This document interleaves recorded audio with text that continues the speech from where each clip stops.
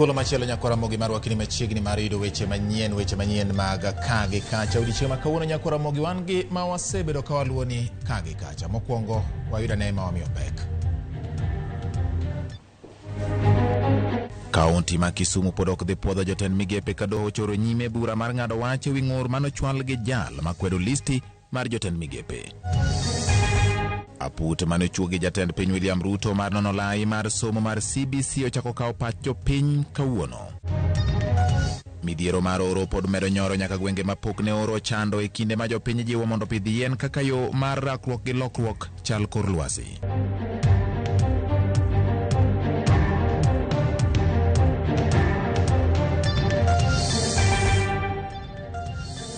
Machiegni nyakora Ramogi mar yudo weche manyien adimba, weche manyien mag kagi kacha. Nyinga en George Bati. Attorney General mapacho ka Justin Muturi ochamo muma kaka jakanyo mar duol ma ochung'ne tije joyal buche Judicial Service Commission. Muturi owacho ni migawo mar doho en mise maduong' e weche mag nyayo demokrasia.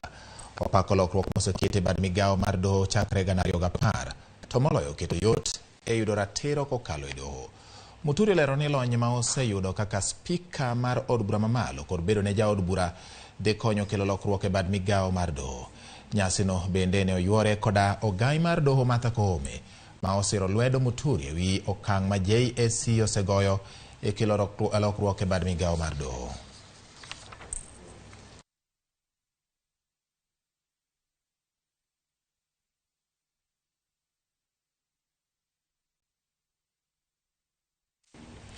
Riwruok mar jotije pacho ka kotu ogolo chung' mare motegno ewi ng'ur mane ochwal e doho mar bedo kod lokruok ewi nengo mar omenda kata kungo mar omenda mar aheri NSSF. E ote ma ochwo e kogno kod jagoro maduong' mar kotu Francis Atuoli gikone e riwruogno puoyo paro mar timo lokruok e omenda mar NSSF kendo gionge kod paro mora mar dhi kwedo wachno e doho ka kotu osiro paro mar medo kwan omenda ma ichulo mar aheri ka otilo ni $200 ma ne osebed ke chulo tin kendo ka omede gata malo 6 nyalo miyo omenda no bedo ma ojuol kendo nyalo reso jogo ma osedhi rutaya.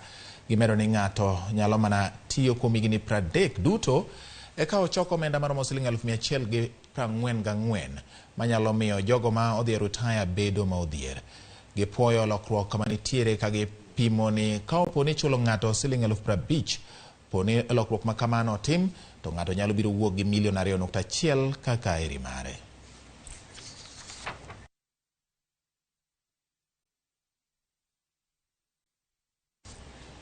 Gavana mar kaunti ma Kisumu Peter Nyang'nyong'o kokalo kuom okil mare okinyi ma kawuono yango ni doho ma winjo buche motenre kod weche mag jotich chiko koyiene winjo ng'ur manyochane ochwal kod jal moro makwedo listi mar jotelo manogwel mondo bed jotend migepe e kaunti ma Kisumu. Odwaro mondo doho wit oko ng'ur makamano kendo nyise jal manomako burano miluongo ni Evans Otieno Lo mondo mi ochul ting' mar burano. Gavana Nyong'o koni Olo ne winjo bed ni chwalo ng'ur ne e od bura mar kaunti ma Kisumu kar ne orikni ka odhi e doho ka olero ni od bura ema chiko yiene winjo ywak machalo kod mago. Jal buche ma otenre kod jotich Christine Bari ogolo chik mondo burano taj tarik 8 mar dweni ka koro omedo thuolo mar geng'o ne od bura mar kaunti ma Kisumu piedho jotelo mane ogwel kaka jotend migepe e kaunti no. 9 of 2022, Evans Otieno Lo versus the governor, Kisumu County, and 3 others. Your Honor, now that you have been served, we served yesterday at 6, and we did not oppose that application. Yes, ordinarily I don't expect the respondent to be opposed. The issue I have is with the petitioner. So if the petitioner is opposed, then we'll have to wait for the application to be heard. Ji ang'wen yudo thieth e kar thieth ma Vihiga bang' yudo masira e apaya kata e gweng' ma iluongo ni Givule e apaya mawuok Kisumu kochomo Kakamega. Masira no ne ojuko lori mane owito orek mare kendo kelo geche mamoko maromo 6 tuomore. Jok mane oyudore e masira no ochayo bila mag ndara ma chungo geche Givule kane geyango kata mano yango masira no. Komanda mar obila ma Vihiga Benjamin Ong'ombe okoni jok mane oyudo hinyruok dhi nyime kod yudo thieth Vihiga kendo ging'iyo kaka inyalo ket rang'ok ng'wech e ndara miluongo ni bumps mar geng'o ng'we airititi ma nyamburko ringo godo e apayano.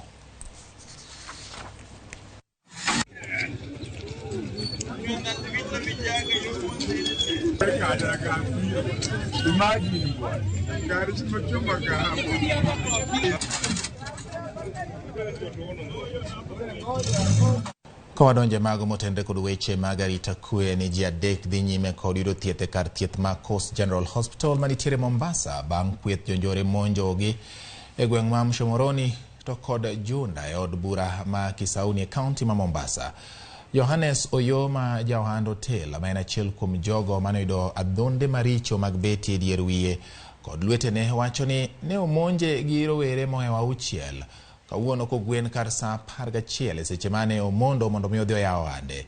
Jotieno modak e gwenge mag Junda e Kisauni bende koni ne omonje gi kweth rowere kar saa 3:30 otieno ma piny ne rugo do kawuono e seche mane owuok e manyo kata dwara kod ok e ode. Okoni ne gichadho dier wiye gi beti kaeto gimaye simbe mar ong'we yamo kaachiel kod omenda manoriko en godo.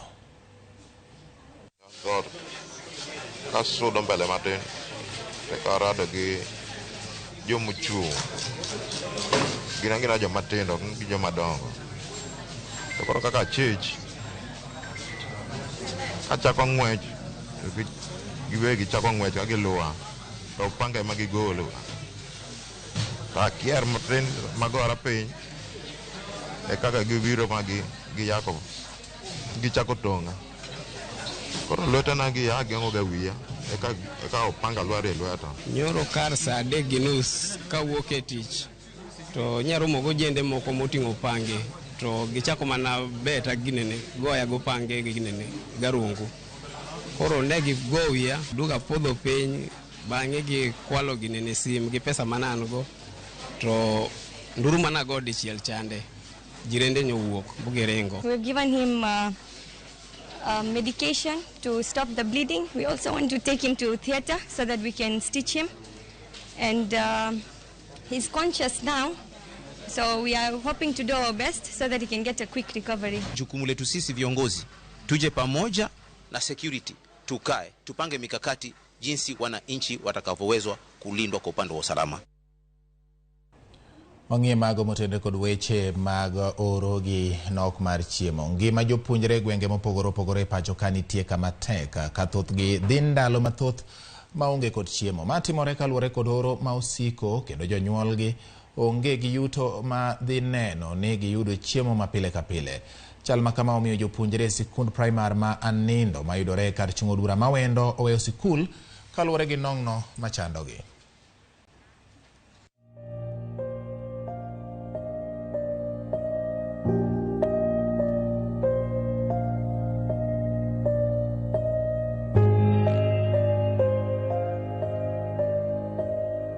Look at the national statistics, stunting is at 26%, but in Migori County, stunting is at 26.4%.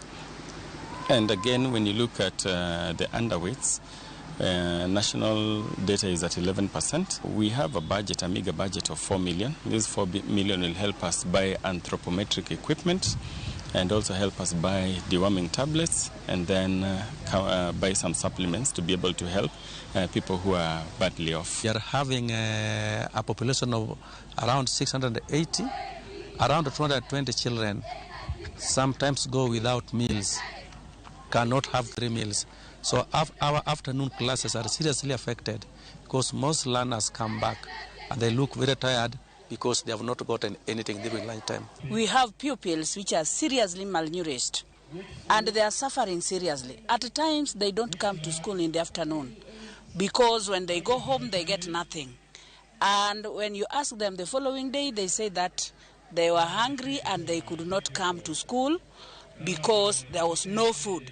Tunaomba serikali kuu na serikali ya county isaidie sana watoto ambao hawajiwezi, ambao wanatoka slums kama hapa Anindo Primary, ili wapate chakula, waende shule na elimu yao.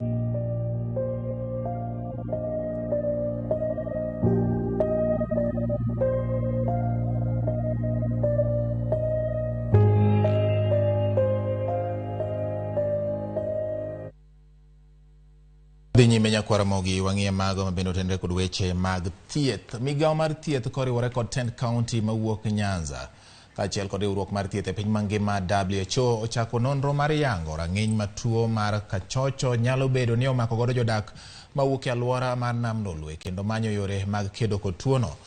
Nonrono mar tuo mar kachocho itimo ne nyithi sikul mag primar modak e alwora mar Lolwe. Chenrono oriwo kanyakla jochiw thieth mag kaunti ma Siaya e romo mar odiechieng' achiel ma bende rango poni kaunti ma Siaya tuono bende ogo e tach. Chenrono chiwo puonj e wi yore mag kedo kod tuo ma ikelo kod kamnie moro manitiere ipi.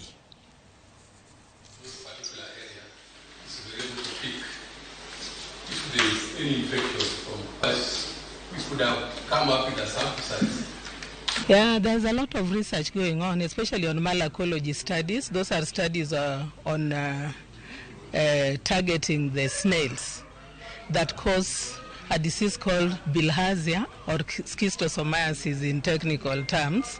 So we have a lot of researchers along the water bodies in Rarieda and Bondo.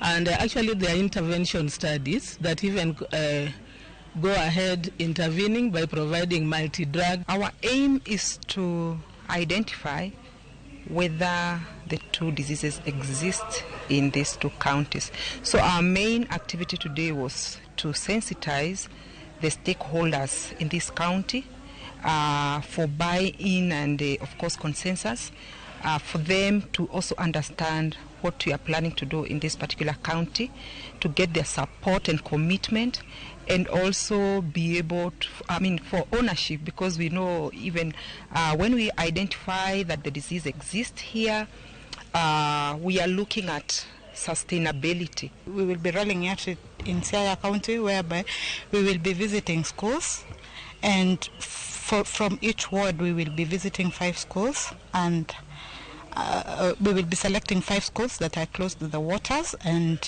depending on the past historical data. That one simply just means that diseases that are brought by majorly insects, when they bite you, then you can get a disease. But majorly also is neglected tropical diseases. These are diseases that you'll find the national government and the county government, they don't put any resources to eliminate or control them. But now our focus is to eliminate them, because we find out that they are low-lying fruits that when we put just a little resources, we are able to eliminate them. Wang'iye weche mag chal mar somo e gwenge mag Mwea e kaunti ma Meru kocha. Nyakwar Ramogi, nying mar Goldi koluong kelo picha mar mwandu. Kata kamano mano okene chal kata oken chal mar sikund primar ma Goldi mayudore e gwenge ma Mwea e kaunti ma Meru ka jopuonjre mag sikundno koro somo e tie yien, mana kaka imiyowa ler kod jafwambo marwa Betty Juma. Chenro mag somo e skund primar ma Gold mayudore e Mwea East e kaunti ma Kirinyaga orochore tok yamo pudho tado kendo muko oko to klese ma skundno. Chal ma kamae ochuno jopuonj keto jopuonjre osome tie yien ni mar somo ok nyal dhi nyime e klese go momukore. Hawa ni PP1 na PP2. The grade 1 are there on the field. They are playing balls. Na imebidi tuwarete hapa kwa sababu classes zimeenda na upepo. We don't have the blackboard under the tree. We cannot use the chalks. And at this time they can't even write. They have to sing the songs so that they can catch some. Japuonj maduong' e skundno Mureithi Magondu bende olero chandruok magikaloe nyaka ne masirano yudgi. Kuna darasa ambalo liliweza kung'olewa paa na upepo jana, na nafikiri tukipata wadhamini, nafikiri wataweza pengine kutujengea madarasa at least decent, ili tusiwe na wasiwasi, maana pale darasa likiwa hivi mpaka watoto wakiwa pale ndani, hata sisi tunasikia hatuko salama na watoto hawako salama.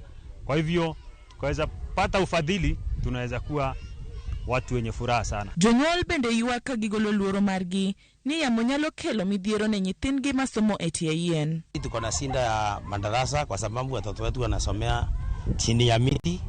Tuko na masinda ya madarasa. Kwa hivyo tunaomba serikali itutengenezee madarasa ndio watoto wetu waendelee kusoma mzuri na watutengenezee mbao. Wakifanya hiyo kutakuwa mzuri. Jaod bura mamweya Mary Mwaingi okwayo mondo ochwal kony mapiyo e skundno ka ojiwo jogo manyalo chopo mondo ger klese gi chwalo chiemb kony mondo jopuonjre odhi nyime gi somo. We need to fix classes, we need to fix just about everything in the school. And I am calling on the rest of the world, donors, corporations, people of goodwill.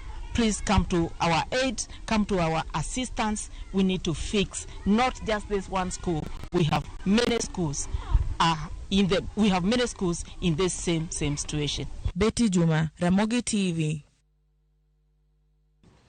Thuolo marwa mar bedo e studio kanya kwa Ramogi gi weche manyien ma kagi kacho rumo mage ma wakelo ni kagi kacha odhiambo ma kawuono nyakwara Ramogi pod wan gi mathoth ahinya ma bende medo losni koromo saa achiel gi saa adek. Saa achiel in gi weche manyien mag duol, saa adek wabiro yudo weche manyien mag oimore. Kao kamano kamano kuom keto Ramogi TV kuom thuolo duto chenro mar weche manyien mag kagi kacha. Nyinga en George Bati, warom kendo thuolo machielo.